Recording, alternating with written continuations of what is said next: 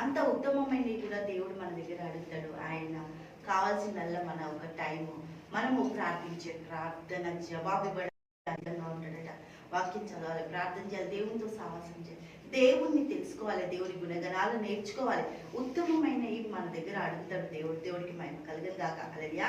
అందుకే హెబ్రీయులకు రాసిన పత్రిక 11వ అధ్యాయము 24వ వచనం చూద్దాం. 11వ అధ్యాయం 24వ వచనం చూద్దాం.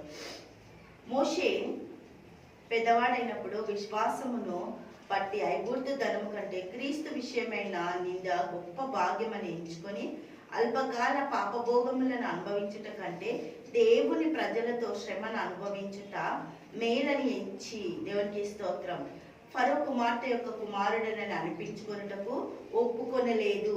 ఏలైనగా అతడు ప్రతిఫలముగా కలగబోవు బహుమానం అందు దృష్టి ఉంచాను. దేవుడికి స్తోత్రం. క్రీస్తు ప్రభుని సిలువ వేయడము, రెండో రాకడ అన్ని కూడా మోషే చూసినట్ట. దేవుడికి స్తోత్రం. అందుకే మోషేని అడుగుతుంది, ఏంటి ఉంటావా ఐగుప్తులో, వస్తావా మరి ఏంటి అని. ఐగుప్తు పాపభోగం అంతా పక్కన పెట్టేసి క్రీస్తు విషయమైన నింద, శ్రమలు, బాధలు, నాకు ఇవి చాలా గొప్పవి. ఎందుకంటే పరలోకంలో శాశ్వత కాలం నన్ను తీసుకెళ్లే మార్గాలు ఇవి అని అన్ని ఉన్నాయి.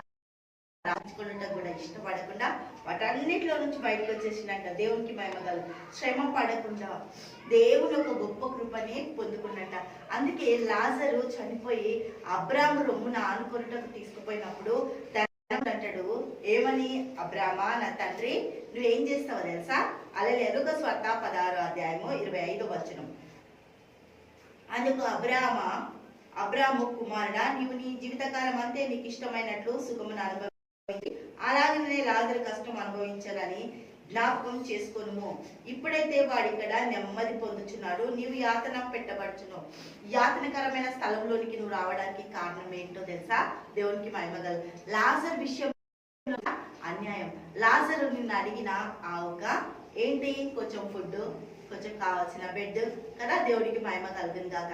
అవేవి కూడా నువ్వు ఉత్తమమైనవి ఇవ్వకుండా, హల్లెలూయా, నీ ఇష్ట జీవితాన్ని జీవించినవు కాబట్టి, సుఖం అనుభవించినవు కాబట్టి, లాజరు యాతన అనుభవించింది కాబట్టి లాజరు ఇక్కడ ఉన్నాడు. దేవుడికి స్తోత్రం.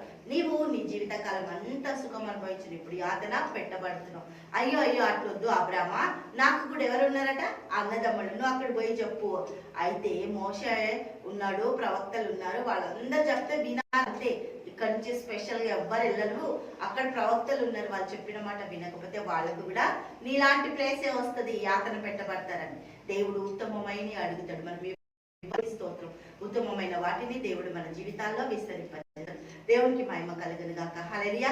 తండ్రి యేసయ్యానికి స్తోత్రాలు, గొప్పది, అద్భుతంగా, ఆశ్చర్యకరంగా స్తోత్రాలు చెల్లిస్తాం. పరమ తండ్రి నీకు స్తోత్రం. ప్రతి కుటుంబంలో ప్రభా ఉత్తమమైన ప్రతి నువ్వు ఇచ్చినప్పుడు ప్రభా వాళ్ళు కూడా నా తండ్రి నీ దగ్గర ప్రభా ఉత్తమమైన ఇవ్వడానికి, వాళ్ళ సమయము, వారి యొక్క జీవిత అవసరతల్లో తీర్చడానికి కావలసిన ప్రతిది కూడా ప్రభా నువ్వు ఇచ్చినప్పుడు నీ కోసం సమయం ఇచ్చి వాక్యం చదివి ప్రార్థన చేసి ప్రభా తండ్రి ఉత్తమమైనవి సన్నిధిలోకి తేవడానికి ప్రభువాని బిడ్డలందరినీ దీవించాశ.